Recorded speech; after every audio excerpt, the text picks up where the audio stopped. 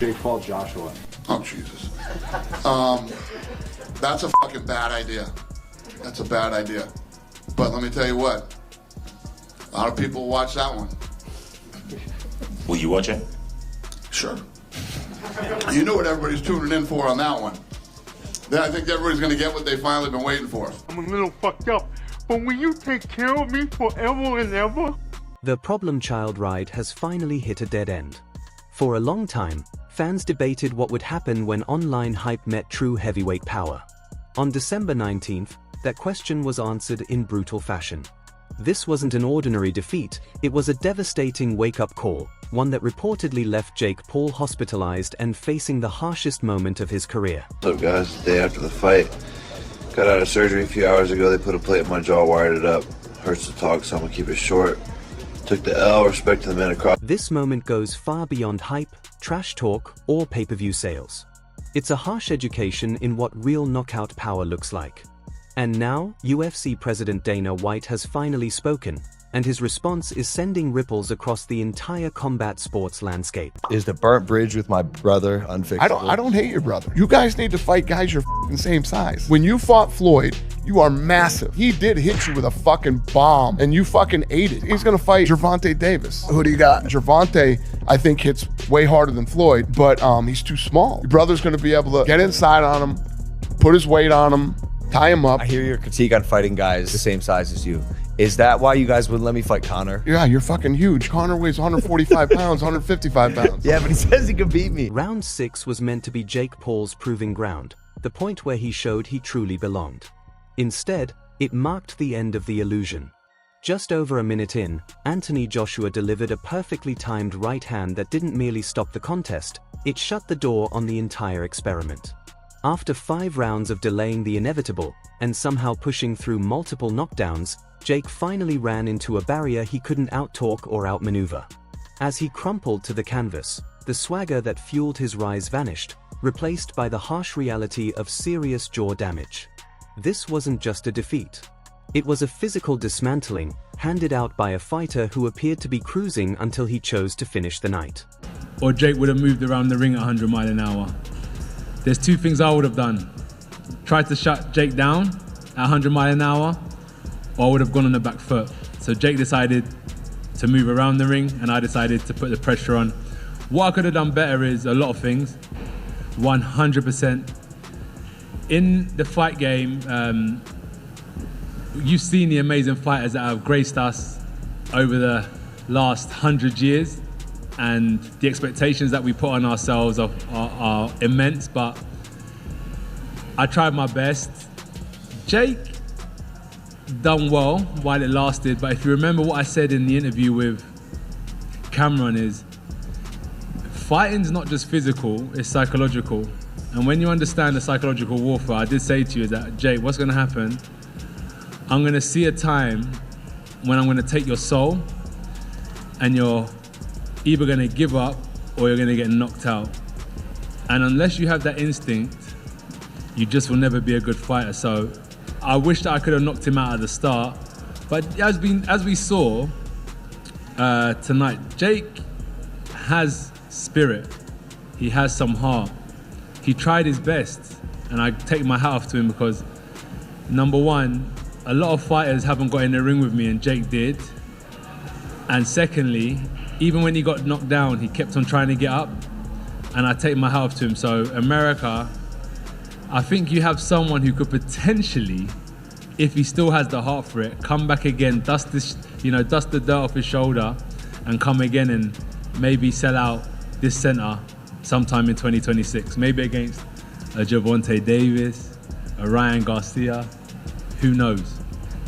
What followed in the hospital has reportedly been a nightmare for Paul's team. Doctors worked for hours to repair severe damage to his jaw, ultimately reinforcing it with titanium plates on both sides to hold the bone in place. The injuries were so serious that multiple teeth had to be extracted, leaving Jake confined to a liquid-only diet for the near future. X-ray images now spreading online paint a disturbing picture, a jaw fractured straight through. It's a brutal reminder of the risks many analysts warned about long before the fight was approved.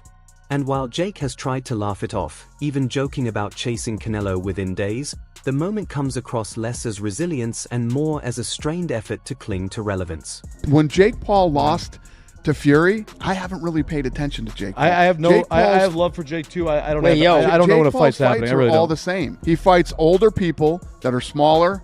It's all the same shit. Am I not remembering correctly? Didn't Jake ask if you could make a amends between them? I don't think it's ready for that yet. Well, it's not that. I don't hate Yeah. Jake Paul. Jake Paul's doing his thing. Dana White didn't bother hiding his "I warned you" reaction when the news broke. 4 years, the UFC boss has openly criticized this crossover boxing trend, dismissing it as a circus, and this result, in his view, proved him right. He was blunt in his assessment, stressing that combat sports operate on levels no amount of promotion, hype, or online fame can bridge. White had even joked in the past that many viewers were simply waiting to see Jake finally get exposed. Watching the influencer-turned-fighter head into serious surgery only reinforced his long-held belief that the matchup was a terrible idea from the start. To Dana, this wasn't shocking or tragic, it was the inevitable consequence of stepping into a world where he never truly belonged. Paul, what'd you think of the fight? Oh, God. I think the gig is up. I'm just tired of Jake Paul as a boxer. I think he's done a fantastic job. He dressed up like Hulk Hogan. I just don't know how many more times Netflix is going to go to bat for him. But I think they will one more time because, you know, the axiom is basically if you draw money, you're going to be getting chance after chance until you're not drawing money. And then you'll still get a couple more chances after that because he did draw money. And that's kind of where he's at right now. You know, he's going to draw with Tyson. He's going to draw on this one. And so he's going to get a couple of more chances, you know, with Netflix. And they'll pay that, you know, good for him. They'll pay that money. But, man, these are, you know, this was just a bad fight. And made boxing look bad. Made boxing look bad in many ways. You know, especially it just was a circus. And the guy, you know, going for takedowns and the ref's not doing anything. I thought the ref was terrible. Thought Joshua, you know, was not good. Hurt himself, and then he even admitted it. And Jake was just out there not trying to win a boxing match. He was trying to survive and get the moral victory so he can go out there and be, you know, oh, you know, I lasted 6 rounds with Anthony Joshua. And he survived 6 rounds with him. He survived all right. But I he mean, never quit. Like somebody I know. The size difference on fight night was hard to ignore. Anthony Joshua entered the ring at a powerful 243 pounds, carrying the presence of a former unified heavyweight champion, while Jake Paul checked in much lighter at 216. Commentators have since compared the matchup to a cat-and-mouse routine, with Paul spending large stretches circling, clinching, and simply trying to stay afloat. Meanwhile, scrutiny of the Florida State Athletic Commission has intensified, with voices like Gareth A. Davies labeling the approval reckless. When an inexperienced fighter is placed across from one of the sport's most dangerous closes, it stops being a contest and starts looking like a serious risk. He appeared to carry Jake Paul for a while, but told me afterwards that he could see that Jake Paul was being evasive. I spoke to him personally, and he decided just to slowly marinade Jake Paul. Obviously hit him with a huge right hand midway through the 6th round to end the bout. Broke Jake Paul's jaw. He ended up in hospital, kind of rearranged his teeth a little as well, but was very clear afterwards to give great praise to the bravery and courage of Jake Paul that everybody saw. I mean, delusionally optimistic he really is. Jake Paul should go and fight YouTubers and influencers now. I don't think this kind of bout should be sanctioned again. But Joshua, of course, now wants to fight Tyson Fury. He's called him out, and I hope we get that fight in 2026 after both of them have had warm-ups. I understand Joshua will have a warm-up fight in Riyadh late in February 2026. It's all done here. It's over. It's a one and done. I hope it doesn't happen again. Even inside the Paul camp, the mood has shifted from swagger to damage control. Logan Paul was seen publicly defending his brother, arguing that Jake had banked several rounds before everything unraveled. He even praised Jake's toughness for continuing after suffering serious jaw damage. But that heroic framing hasn't convinced the wider fight community. Voices like Daniel Cormier and Carl Froch have been unsparing, suggesting that Joshua deliberately extended the bout to deliver value for the Netflix audience before ending it decisively. Froch went further, calling the event hollow and claiming the spectacle harmed boxing's credibility far more than it enhanced Jake Paul's resume. Jake Paul was just on pure survival mode from round 1 right through to round 6. I don't know if he's got a moral victory going 6 rounds. Maybe he has. People might give him credit for going 6 rounds. But he got in there and just survived. He just went in there and ran like a chicken from round 1 right through to round 6 when he got splattered. And it's like, it's just, you can't really justify what he's done, because this is supposed to be a professional sanctioned boxing match. And I think it brings the integrity of the sport down when somebody like AJ, who's a 2-time world champion, can't get in there and just completely dismiss somebody like Jake Paul, who I've said for ages can't fight. He's not a professional boxer. It's just AJ following him around, touching him to the shoulder. Round 1 came and went. Round 2 was much of the same, bit slow. I think AJ got caught with an overhand right at one stage, but sometimes when you're out in the rain, you're going to get wet. It was following him around, taking his eye off the ball, probably a bit undermotivated, thinking, what's this guy doing that's in front of me? Jake Paul was just running left to right, ducking low, falling on the floor, throwing a couple of wild swings, and one did get through, but it just bounced off AJ's chin like water off a duck's back. It was nothing. And then the only reason Anthony Joshua got the fight finished, the sad thing is, I think if Jake Paul was fit enough and he had the energy and the engine, which he hasn't got, because he's not a professional athlete. He goes in the gym every day and he trains and he's fit and he trains like a pro, but that don't make you a professional fighter. What makes you a professional fighter is building yourself up through the ranking system, earning your position in the professional sport. And in hindsight, warnings from fellow fighters like Conor McGregor feel unsettlingly accurate. Before the first bell even rang, McGregor predicted the matchup would be an easy night for Joshua and later suggested the experience would leave lasting effects. That assessment now feels hard to argue with. Absorbing a clean punch from an elite heavyweight doesn't just leave a mark, it can permanently alter how the body responds.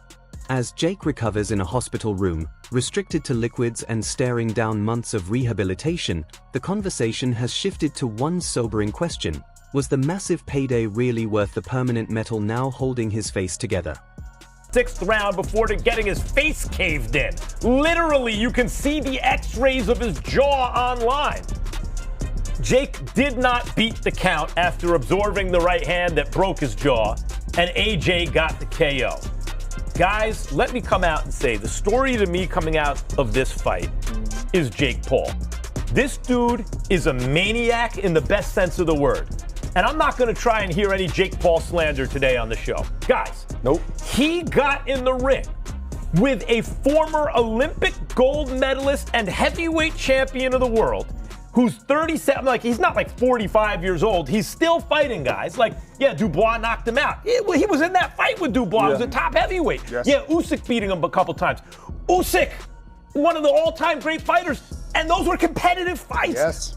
That Anthony Joshua. Jake Paul gave up enormous size, experience, talent, everything. And guys, let me tell you something. If all of us right now, you've been retired how many years? 10, 12. 10 years? Like that, yes. I don't think combined, including you, Malik, we get into the 6th round with Anthony Joshua. If Anthony Joshua is coming to hurt you, which he was, and Jake Paul was tackling his legs. He was trying to use takedowns. He was exhausted. Yes. He was running. Yeah! Are you joking? Right. No kidding! Yes. He's trying not to get killed. Yes. And by the way, I know it was a lot like William Skull and Canelo Alvarez, where Skull was kind of outlanding Canelo upstairs, but there was nothing on the shots. But the fact is, actually, Jake Paul landed more clean punches to the head than Anthony Joshua did before the end of the fight. What he did was amazing. Yes. And guys, he also did something else by taking this fight. What Jake did was retroactively justify fighting a guy like Tank Davis, or even trying to make that fight, because what Jake is demonstrating here is, okay, everybody, you're accusing me of having to fight an ancient Mike Tyson, or a tiny Tank Davis, or an old MMA fighter. I'm really thinking about how to make a global event that people are interested in. In hindsight, warnings from fellow fighters like Conor McGregor feel unsettlingly accurate. Before the first bell even rang, McGregor predicted the matchup would be an easy night for Joshua and later suggested the experience would leave lasting effects. That assessment now feels hard to argue with. Absorbing a clean punch from an elite heavyweight doesn't just leave a mark, it can permanently alter how the body responds.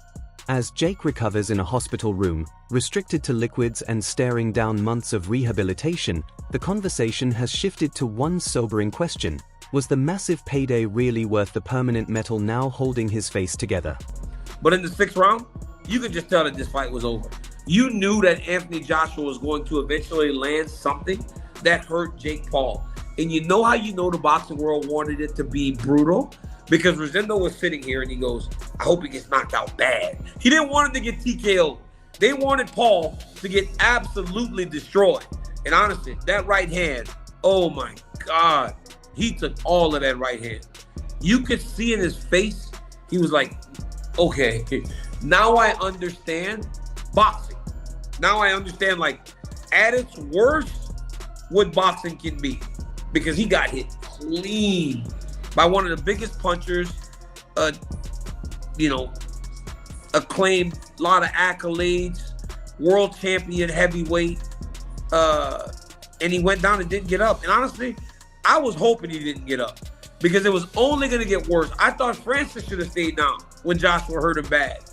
But a lot of times fighters just don't really want to give up on themselves, and that's why they get hurt worse. But it was exactly what it needed to be tonight for this fight and for this fight. It was fun. It was crazy at times with the wrestling and all the grabbing and the clinching, the referee saying the fans didn't pay for this shit, all the dirty tactics. And it ended in the way that it should. The message from December 19th couldn't be clearer. There are no shortcuts to the top of the heavyweight division without consequences. Anthony Joshua didn't simply win a bout, he reminded everyone what boxing truly is. This sport isn't driven by views, subscribers, or hype. It's ruled by raw power and unforgiving reality. And while Jake Paul may have walked away with an enormous payday, he's now discovering that money can't turn recovery into triumph or make a liquid diet feel like success. This wasn't just a knockout. It marked the collapse of a very loud, very expensive experiment, leaving its main attraction damaged far beyond the scorecards. The Miami Showdown now stands as a warning to the entire influencer boxing movement. Fighting retired competitors or fellow content creators is one thing. Standing across from a focused, world-class heavyweight is something else entirely. Jake Paul's harsh lesson has come with permanent hardware, lingering consequences, and a career moment that demands real self-reflection. Was this the night the problem child finally matured? Or simply the most costly jaw-breaking the sport has ever seen? Either way, the recent quiet from the Paul camp speaks louder than any pre-fight trash talk ever could. Big fair play to Jake Paul. Like, Jake Paul done what anyone would do if they stepped in the ring with an experienced fighter that they know they can't compete with. Do you know what I'm saying? Like, if me and you was to spar, if you wanna not get KO'd immediately, you don't stand in the middle and engage with me. Why would you do that? I'll take my chances, to be fair. Fair enough. No, Hugging. Make it ugly as you can. What else are you supposed to do? You're clearly not going to defeat me if you decide to box me. So you have to use something else. That's what Jake done. He done it for as long as he could. He realized AJ's strong. I'm not going to battle with him in the clinch. I'm just going to drop to the ground. As I've said, my guy, that referee, he refereed Jake and Neeson Gibb. He knows that ref. He thought that ref would allow him. In his mind, you see when you're the A side and you ain't in the dirty side of boxing, you think that everything and everyone around it's in your favor. He thought that referee was going to let him keep falling, pick him up, just dust off his gloves and continue the fight. When the referee said to him, bro, stop doing that, he was thinking, oh my God, even the ref that knows me, yeah, is on me. AJ's on me, my corner's on me, the ref's on me, I'm getting tired. This guy's strong. Like, that is literally what happened. But who could blame him though? Like, I rate Jake for doing what he done tonight. Like, he lasted for as long as he could, and that was the mission. We want to hear from you. Do you think Jake Paul can bounce back after this devastating loss? Who should step into the ring with him next? Share your thoughts in the comments below. That's it for today's video. If you enjoyed it, Make sure to hit the like button, subscribe, and tap the bell icon so you never miss our future uploads. Don't forget to leave your opinions in the comments, we love reading them. Stay tuned, and we'll see you in the next video.